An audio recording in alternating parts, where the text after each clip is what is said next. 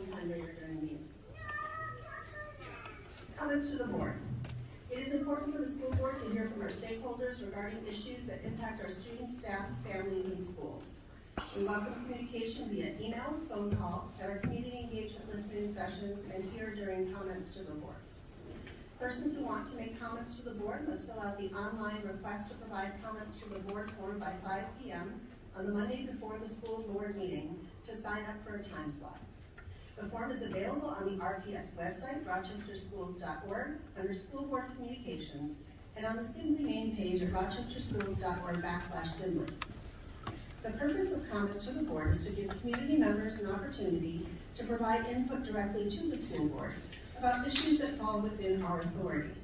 The board and superintendent do not respond directly to the speaker's comments during the meeting, but may follow up with the speaker if requested and appropriate.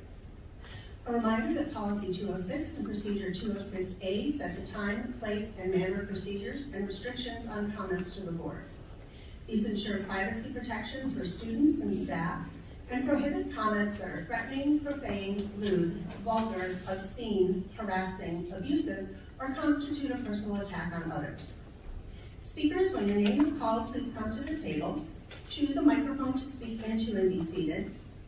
You will have 3 minutes to speak, and the timer will be displayed right in front of me. Please begin your remarks by stating your name.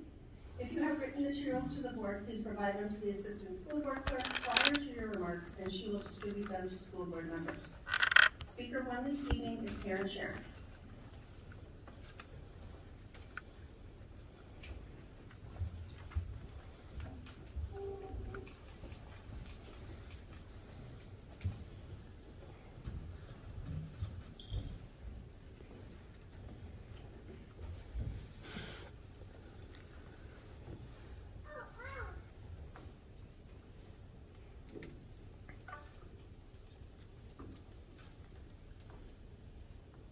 Good evening.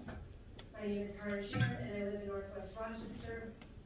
We repeatedly claim to care about parental involvement, but that is questionable since it appears that this transgender guidelines document was hidden from the public. When written last fall, this document should have been sent in multiple languages to all parents.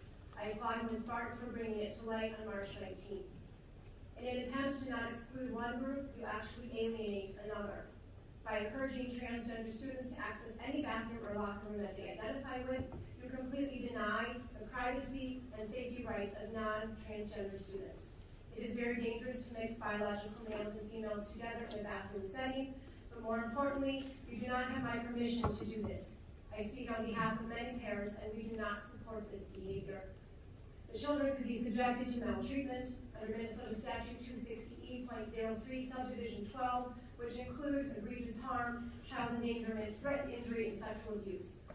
Additionally, if these guidelines violate one's conscience and religious beliefs, you cannot threaten job termination regarding those religious beliefs because they are protected under Title VII, Section 12, with the U.S. Equal Employment Opportunity Commission.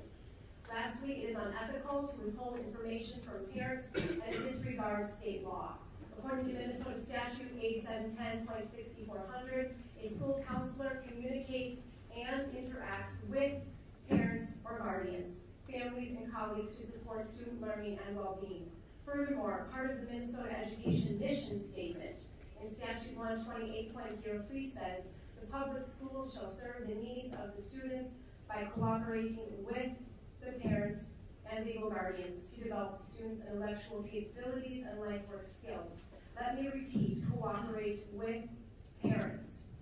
As test scores are openly shared with parents, any gender identity comments must also be immediately communicated so that parents can be involved with their own children. This document destroys trust and should not be in the schools. I truly pray that your hearts and minds are receptive to what I've just said. Thank you for listening.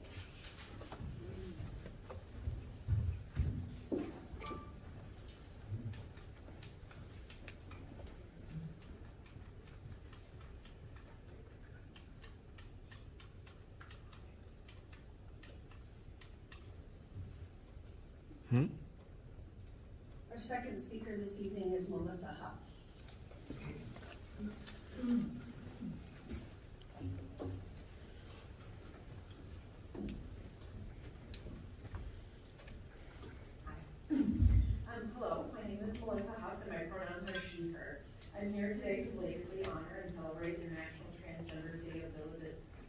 visibility, which took place over our spring break. It is my understanding that some folks have recently come before this group and have used other public forums to share hurtful misinformation about trans youth and about the school district's transgender students guidelines. I'm not here to speak about the district's guidelines, nor am I here to amplify the harmful and hurtful things that have been said. Instead, I want to use my voice to support transgender students, teachers, and other staff, parents, and community members who help make Rochester and the Rochester Public Schools better simply by being who they are. Allies of the transgender community also make RPS better. I appreciate that in 2021 this board voted to affirm that the pride flag is government speech and that students and staff are free to display it. That makes our community safer and more welcoming for everyone, so thank you. In honor of last week's holiday, I'd like to extend a special thank you to the transgender folks in our community. You are students, parents, staff, and community members, and too often you carry the burden of educating the rest of us about the unique challenges that the trans community faces. Thank you. I'm sorry that your identity is still treated as a matter of debate. We can do better. It is impossible for me to think about International Transgender Day visibility without thinking of one of my very favorite people. You don't know her, she has no connection to Rochester. She's fantastic, hilarious, funky, infinitely more stylish than I, and with all due respect, most of you will ever be. She's also transgender. I wish I could tell you more, but hers is not my story to tell. My part in her story, and in the story of every transgender person I've ever met, is one of learning how to be an ally, a supporter, counselor, and a friend. It's a lifelong journey, and one that I invite everyone here to embark on. To all of you, and to my friend, happy late International Transgender Day of Visibility. Let's come back together next week to celebrate.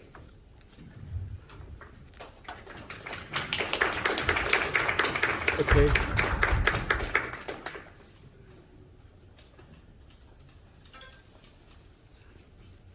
Our next speaker is Jan Franzen.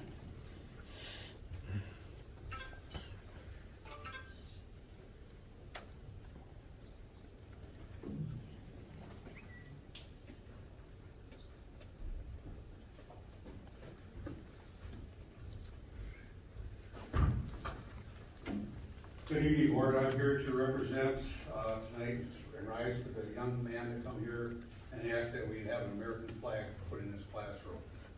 I have served our country 27 plus years as a federal law, retired federal law enforcement officer. This is a folded flag, and I also do the Bell of Honor. I have been at the schools in many of the classrooms, and I do not see the American flag in the classroom. However, I do see other flags hanging in the classrooms other than the American flag. This is the flag we serve. As a Bell of Honor, we just did a thing for Adam Finseth. He's a graduate of John Marshall High School. The least we could do in his honor is put a plaque up in the school, or we name a stadium in Rochester after a person who gave his life in his service to his country, defending all of us and what he does as a paramedic.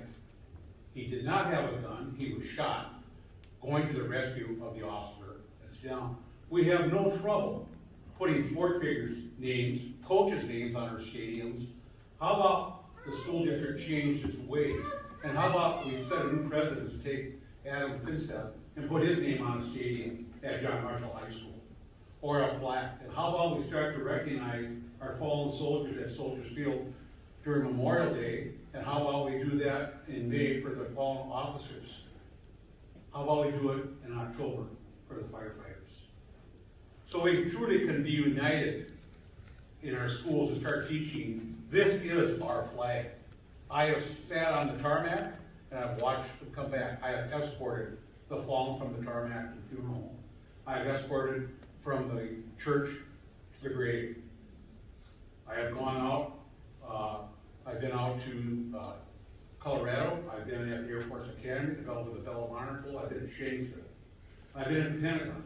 We're invited out 3 days for the 30th anniversary for the Vietnam Wall. What an honor to be able to read the names of people that stood behind this flag. I don't see any other flag in any coffin other than this flag. So it's time our schools become united and get the flags back in our schoolrooms and the Pledge of Allegiance, and we start honoring our people. Thank you for your time.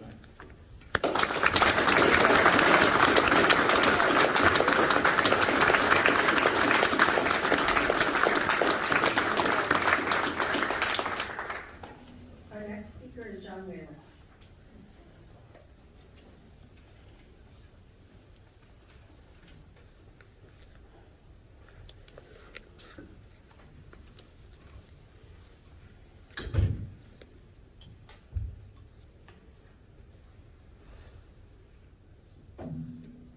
Can you hear me okay? Good day. I provided you with a one-page handout, which I would reference a little bit. Discrimination. The word is chilling, repulsive, anti-American. It's defined as the process of making unfair and prejudicial distinctions between people based on the groups or categories to which they belong, such as race and other categories. There are many sad reminders of discrimination in America's past.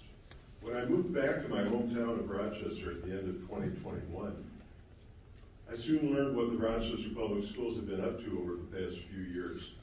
The school board and the superintendent had instituted new discrimination.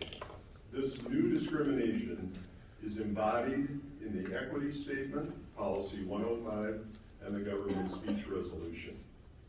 After reading these disturbing documents, I looked up the RPS discrimination policy. I concluded that the equity statement and the government speech resolution were both in violation of that longstanding policy. I spoke and wrote about this during my 2022 campaign for school board. Somebody was apparently paying attention and made a decision to fix this untenable situation. The result is policy 401, which is the new discrimination statement. This language appears below the old discrimination policy on the handout I provided. This attempted cure involves inserting the word unlawful in front of the word discrimination. Now the opening sentence of policy 401 reads, Rochester Public Schools does not unlawfully discriminate on the basis of race, etc. By adding the word unlawfully, RPS is admitting that they are, in fact, discriminating. They follow this with the bold assertion that the discrimination they admit to is not unlawful, that is to say, it's lawful. Nice try.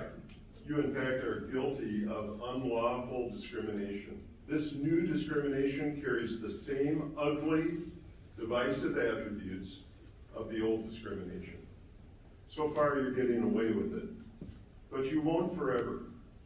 And history will judge your new discrimination just as harshly as the old discrimination of the past, because it's just as bad. You're spending millions of dollars of taxpayer money on failed, non-academic social engineering programs. You have documented negative results, such as the recent 10% reduction in Black graduation rates. Stop dividing people. You are hurting our kids.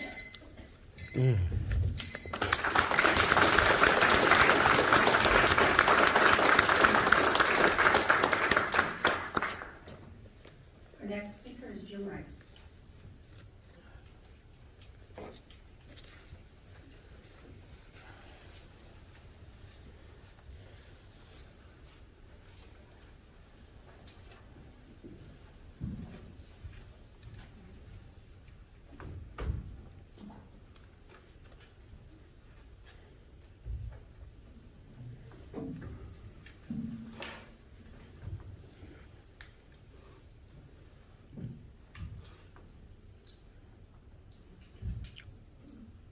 My name is Jim Rice. I live in Rochester, and I have two granddaughters in their school system.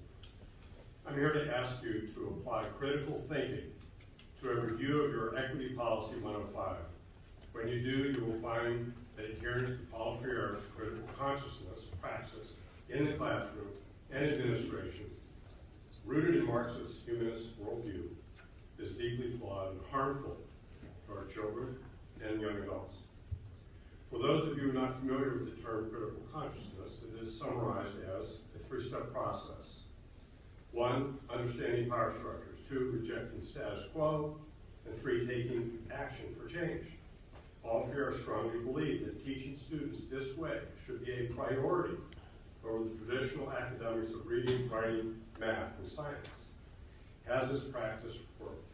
It has not. Based on Minnesota's report card, results over the last decade suggest that proficiency scores in math, reading, science in Rochester schools have declined. Simultaneously, national trends show that teen depression, anxiety, and suicide rates have increased. Violence and lawlessness in schools and neighborhoods has also increased. Why is this the case? Praxis, grounded in Marxist humanist worldview, teaches that humans are deemed masters of their personal and societal destiny.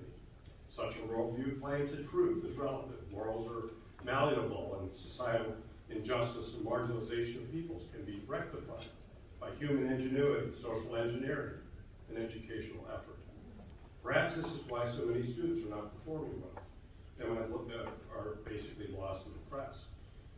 How has this praxis worked historically? There's strong evidence that it creates fertile ground for the emergence of psychopaths seeking power. Reflect for a moment on the horrific suffering, death, and destruction over the last 100 years caused by Lenin, Stalin, Mao, and Hitler alone. They all emerged from and embraced critical consciousness. So why should the board continue to embrace critical consciousness when outcomes have been so horrific and there are alternatives? And what if the board were to consider alternative worldviews as part of its critical thinking review process of 105?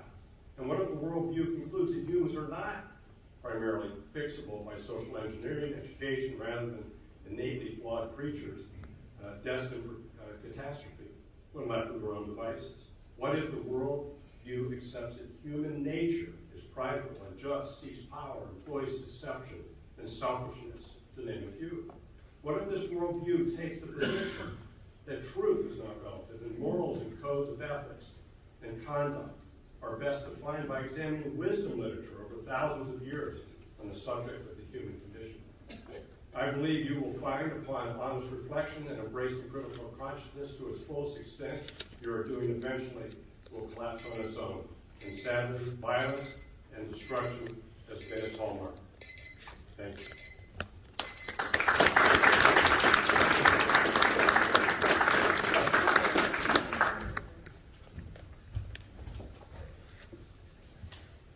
Our next speaker is Wes Lund.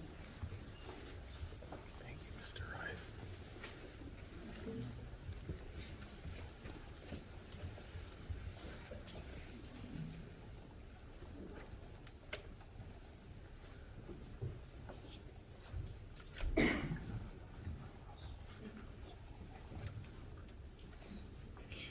I had a good conversation with your soundboard guy, and now I realize why the feedback. I was kind of chewing on the microphone last time, but I'll sit back from it at least a foot. I distributed again tonight the critical race theory document from the Mormon Cardall law firm, and this is from August 26, 2021 regarding CRT. And of course, somebody needed $1 million in order to give us the curriculum, where apparently CRT wasn't part of the curriculum at all. It shouldn't cost $1 million to hand over nothing. So $1 million was needed to give us the CRT curriculum. But this is the document, and then you were given it again. I photocopied it for you the next year and the next year, and I'm just giving it to you again. I apologize for only bringing you 4 copies of it because my printer died. I gotta get some ink. But it's basically asking you what you're teaching kids that is working. Because obviously now, fast forward to 2024, as predicted, the test scores are going down, and sadly, the graduation rates are going down. So are you really helping the community that you portend to serve? Are you really helping dispense education to people who really need a hand up? Is that working? Probably not. There's enough data now to study it. And you might go back and ask some of the kids who were involved in the Black Lives Matter rallies during the lockdown. Remember the masks, remember the mandates, the jabs? A lot of those kids took to the streets, and they closed down the streets in front of the government center all night long. They were recruited to participate in marches with various DFL candidates at that time. And also, you know, if you've got somebody in the public schools who is receiving money directly from the executive level of the VFL, and then they're running activities in the public schools, I've been asking about that for a long time. I asked about Panorama before, as a contracted organization. I asked about Dr. Muhammad Khalifa and what his contracts were like, and what he was doing with the DEI surveys. I call it DIE, actually. And yes, we know that Panorama's here. When I asked Dr. Marvin about that, and she said, but we are we're going to revisit the contractual relationship with him during the next year. But you've definitely got Olivia Bergen here, working. She has worked a little bit with Alina Baroud as well, real money tree person in Rochester for politics in the DFL. And Olivia Bergen's running workshops on Saturdays. Is she a contracted person now? And so that's my question. I have the tax documents, and I have the campaign donation records for Alina Baroud also. And just wondering why we have so many political activities when we should just be educating students. And I do want the policy in Spanish and Somali, at least, that 6-page policy from September 8th.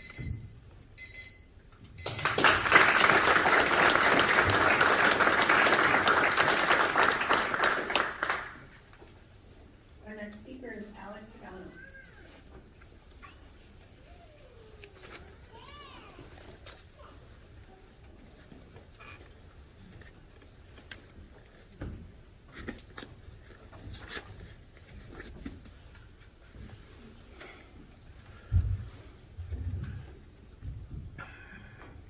Good evening. My name is Alex Agano, and my pronouns are he, him. I am speaking tonight as a private citizen, not as a representative of any organization, place of employment, nor any other individuals. And my words represent my own personal thoughts and feelings, with a little help from our wonderful Rochester Public Library resources. In recent public comments to this board, an individual suggested that gender-affirming practices come with risks. Today, the purpose of my message is to provide the school board with evidence to the contrary, based on excerpts from the American Psychiatric Association's Diagnostic and Statistical Manual, 5th edition text revision. To compile this 1,048-page manual, the American Psychiatric Association, or APA, gathered countless medical physicians, therapists, and PhD researchers to provide an informed account of their field. This is not a document of opinions, but rather an up-to-date and research-based manual to support those who are experiencing mental distress. First, on page 511, the association identifies stigma against transgender individuals as a possible source of distress. They write on page 515, for trans youth, an increase in behavioral or emotional problems is, quote, related to the increase in non-acceptance of gender non-conforming behavior by others. Children and adolescents who feel supported and accepted in their gender nonconformity may show less or even no psychological problems.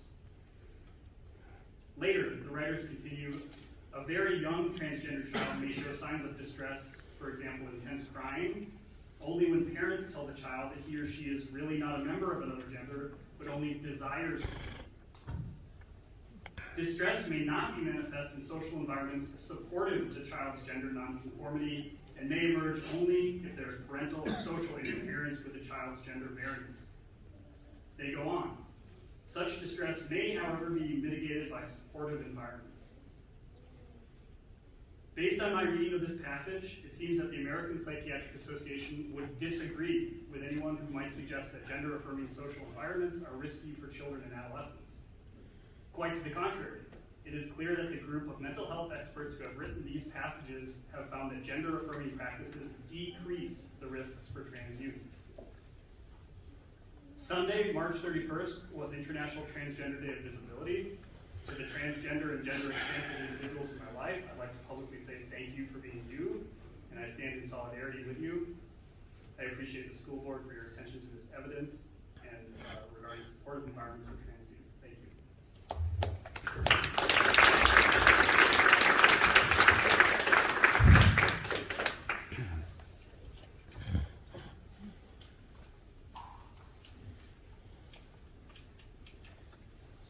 next speaker is Annie Johnson.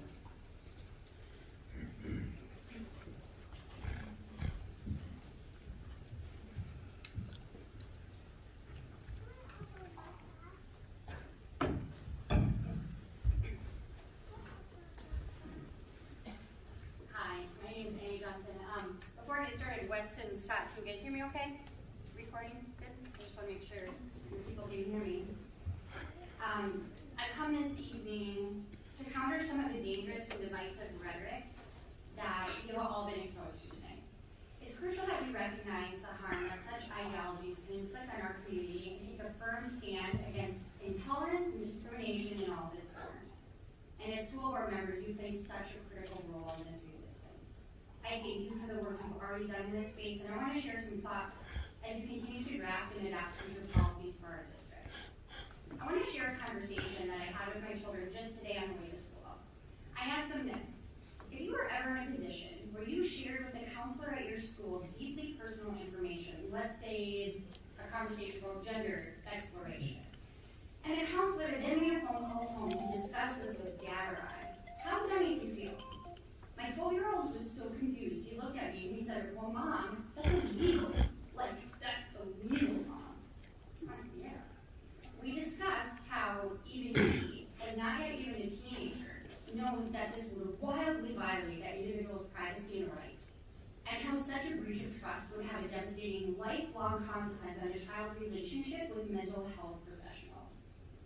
Now, of course, our conversation this morning was all hypothetical, but come to think of it, this entire conversation is hypothetical. The counselor who spoke out last month against the district's transgender policy has said herself that she has never had a student come to her, thank God, with this issue. Yet, here we are.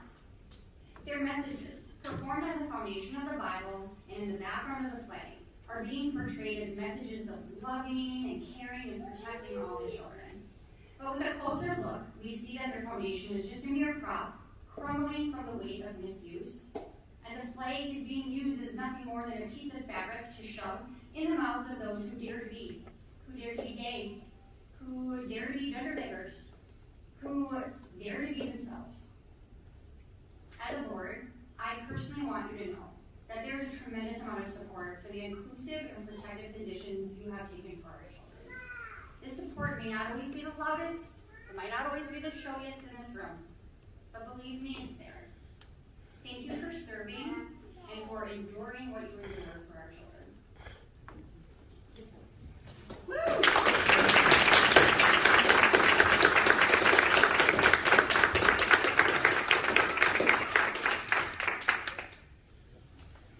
Our next agenda item is 4.1, information and outreach, student activities and athletics recognition. Thank you, Chair Nathan. This is one of the favorite times for many of us. We get to recognize our